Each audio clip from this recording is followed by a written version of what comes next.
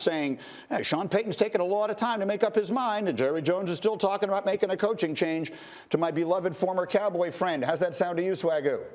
Oh, I would love Sean Payton to be the coach for the Dallas Cowboys. Let me say that. And there's a connection, obviously. I know you guys know it. Sean Payton was the OC when I was there with Bill Parcells when they drafted me. So there's familiarity there. But ultimately, it's about if Jerry hires anybody, are you going to give them full capacity to do what they need to do as a head coach? And the decision-making as far as roster, as far as what they want to do schematically, how they want to build and approach this team. That's what it's about. Like, the common denominator between the Dallas Cowboys losing is they've had a lot of quarterbacks, a lot of players, a lot of coaches. Jerry Jones is still there, okay? And the one thing you have to pay attention to in this particular situation is Jerry is sitting there saying to himself, I don't know if my coach is good enough to adjust. What are we talking about? Like, the fact that he said he wanted those things corrected before the season was over, you literally just questioned if your coach can fix things during the season. Mm-hmm. If they put on a resume a coach's job, that is the first thing they need to put at the top of the thing. We correct things in real time. Fellas, think about this. Y'all know I can go on a rant about the Cowboys. The Dallas Cowboys don't know if they like their coach. The Cincinnati Bengals are about to go to the AFC Championship with a second-year quarterback.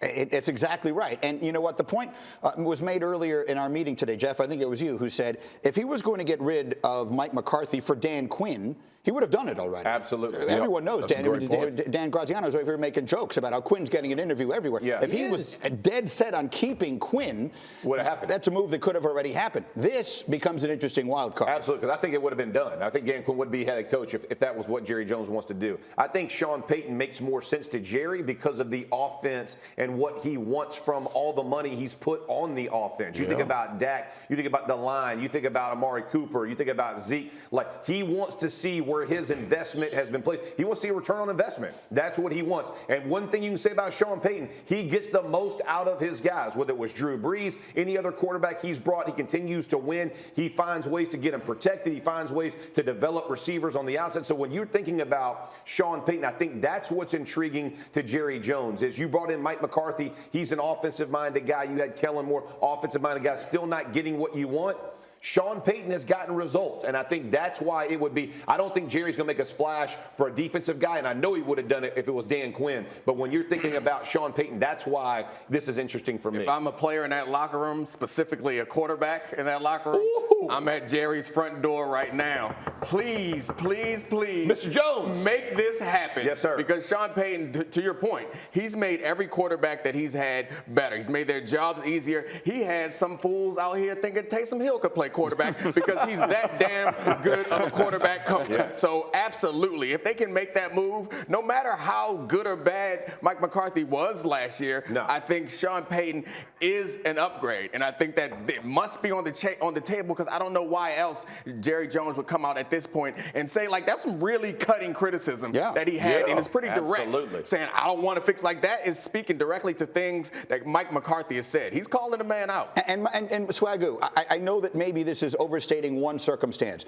but it is purely coincidental that a week ago the Cowboys lost because they couldn't run a second play in 14 seconds. And then Sunday, Kansas City runs 3 plays in 13 seconds. Now, I understand they had timeouts left. I understand it's not apples to apples. But Marcus, I mean, it just sat there on his television right in front of him.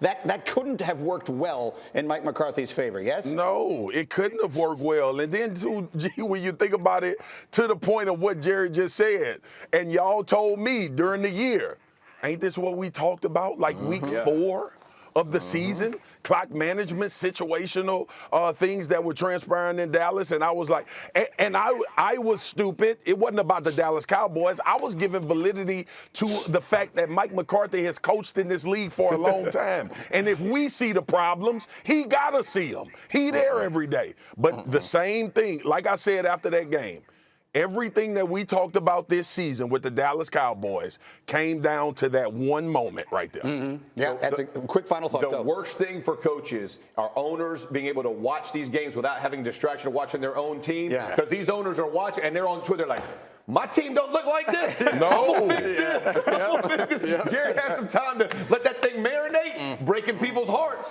People's hearts. Thank you for watching ESPN on YouTube. For live streaming sports and premium content, subscribe to ESPN+.